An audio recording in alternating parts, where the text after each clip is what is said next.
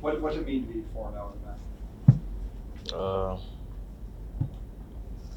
Honestly, it's very humbling in a way. I mean, we expect this. Coming in December, we knew what type of team we was, and coming into conference play after all the games we had, all the tough games we had during non-conference, it prepared us, and I applaud coach for that. But it's very humbling, and this is where we should be.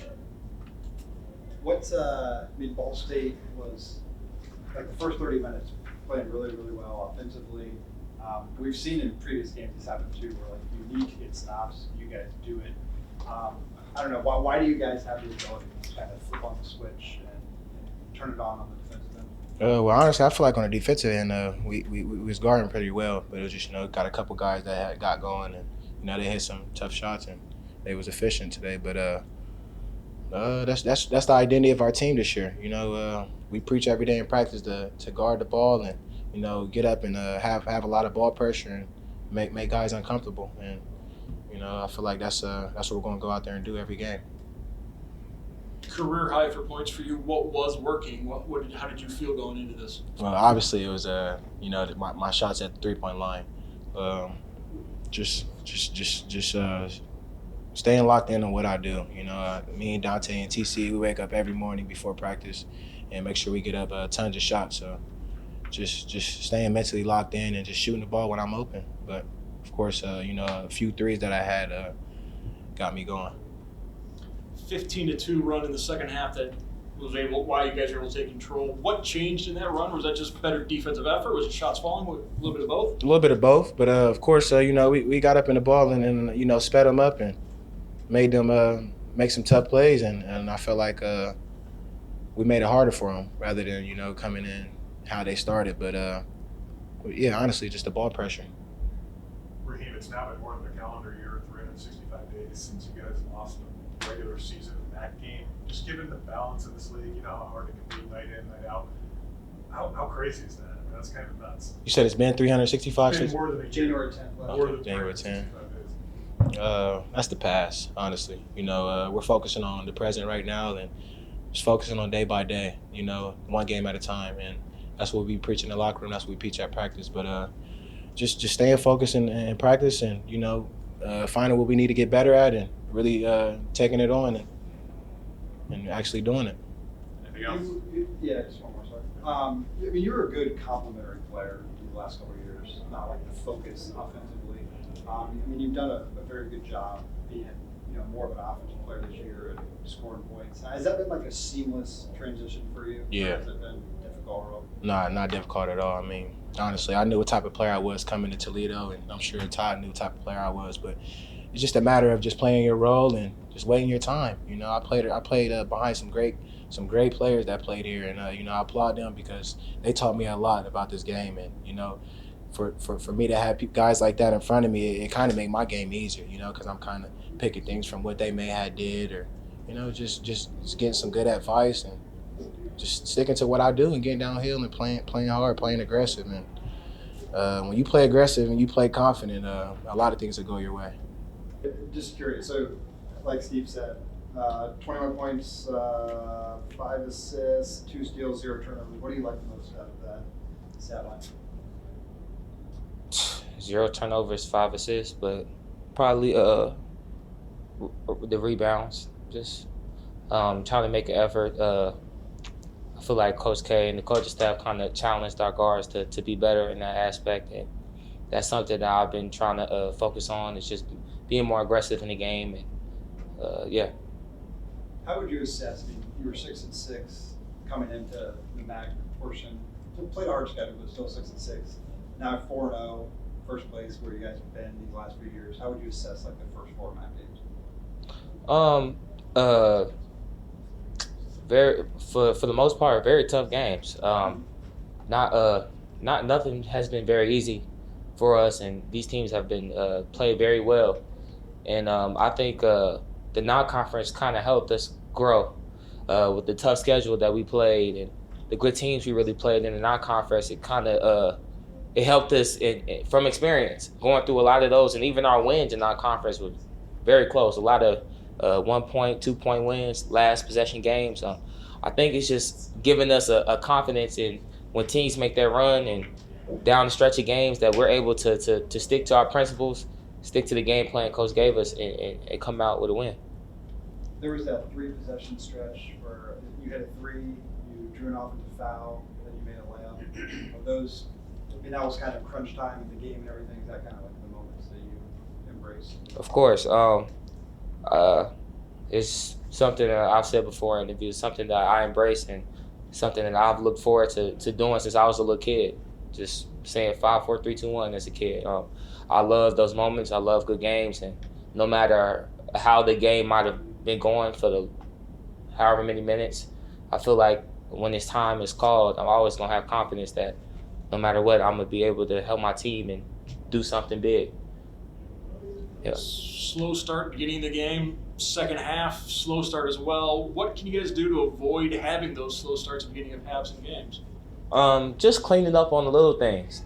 And as a team, we're going to continue to grow, and we're going to watch film and to look at exactly what those things are, because it's hard right after games. But I think we're right there. We're trying to get better each game and just trying to get as close to perfection as we can. So just the little things. Maybe it's an offensive rebound. Maybe it's just a miscommunication here and there.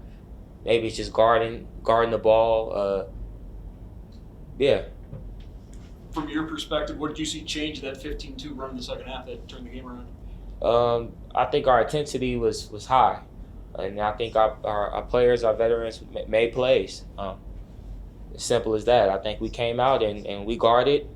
Anderson, number one, he was going pretty much the whole night, and we had to figure a way to slow him down. And during that run, I don't know what he scored, but couldn't have been a lot. I think that's what helped. And Raheem getting downhill, Tyler getting downhill, making plays. I think that's the separator for sure. Did this game mean anything more to Tyler being against his old team? I don't think so. Yeah. I think Tyler been here for a while. He been in the MAC. I think he's relatively a professional. Yeah. I'll disagree with that. But yeah. Well, it's a gutsy win. I thought we played with great effort, great efficiency.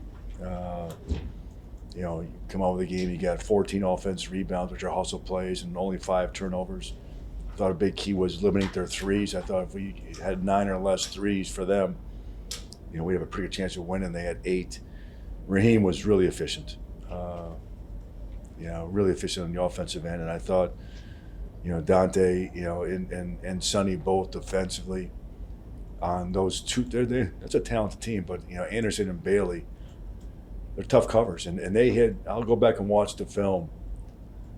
Sometimes a slow start to the half isn't somebody's fault. Maybe the other team made some shots, and in the first half, I thought we didn't finish around the basket. We had some opportunities to finish, and we didn't. They made a couple tough shots, but our end of the first half was really good. And then we hunkered down defensively. At the end of the game, defensively, boy, it was fun to watch. Let's pick up where we left off with Dante. Then you think this did mean something more for Tyler? Absolutely, I think. He went to Ball State for a year and maybe didn't have the best of experiences, and that's just human nature. You can't blame him. Sure, it meant more to him. Why are you guys able to hunker down defensively when it matters most? I felt in the summer, and I said, there's no way in the summer I could have said we're going to be as good as we were last year. But I thought our talent level was really good. And I thought defensively we could be better than last year. And I think that's showing right now that we are. May not sometimes show in the percentages. But it's also sometimes it's an old cliche in coaching. It's not who you play, but it's when you play them. Sometimes teams make shots. Tonight, Anderson had it going. We'll go back and watch the film, but you remember any open ones? Do you? Go back and watch the film then. Before you evaluate it, do what we do. We go back and watch the film and we evaluate it. And if it's tomorrow morning and I see it as a negative, we'll certainly address it. But just because a guy makes shots doesn't mean it's a lack of defense. I'll tell you that. What do you, 369 days now since you lost a regular season game. People obviously kind of doubted you a little bit coming into the season, and then again, start the non-conference schedule. So to start out 4-0, you beat Kent State, beat Ball State, win at Ohio. How good does it feel? And we're playing, we played some of the better teams in the league too. I think, obviously Ohio's picked above us, Kent State's picked above us. The 2 road games are traditionally hard places to play. Ball State, they're going to win some games, and that's not an 0-4 team. They should have beat Akron. Then they played poorly against Central Michigan, so that team's going to win some games. They just need to stay together, and they will. They're well coached, and they got talent. And they got 3 guys that are all league talents. Now, Bazier, with no question right now, he's playing like a first-team all-league guy. Those 2 guards are clearly all-league guys as well at some level. Well, you know who else is? The 2 guards that we just had up here are playing at a high level too. Dante and Raheem, high level. What do you think about the way Raheem has raised his level this year when he's kind of needed to be one of the guys? He's understanding what a good shot is, what a bad shot, but he never really took bad shots.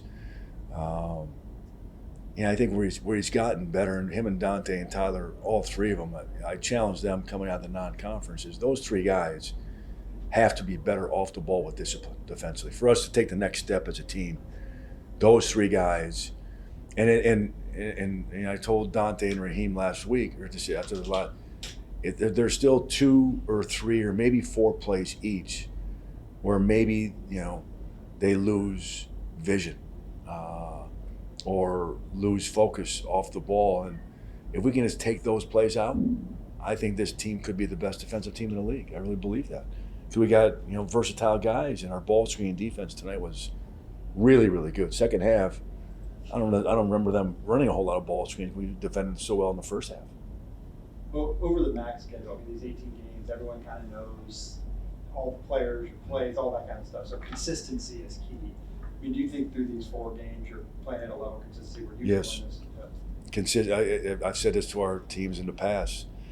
The most consistent team in this league is going to win it. And right now we're playing consistently. We are. But you know what? Our approach every day is consistent. The players are consistent. They come to work. They understand what needs to get done. And the coaches are consistent. The staff is consistent. And I think that's a huge reason why we've had success over the last few years. It's not up and down roller coaster with emotions. You need to find a consistency. And they're staying together. They're staying positive.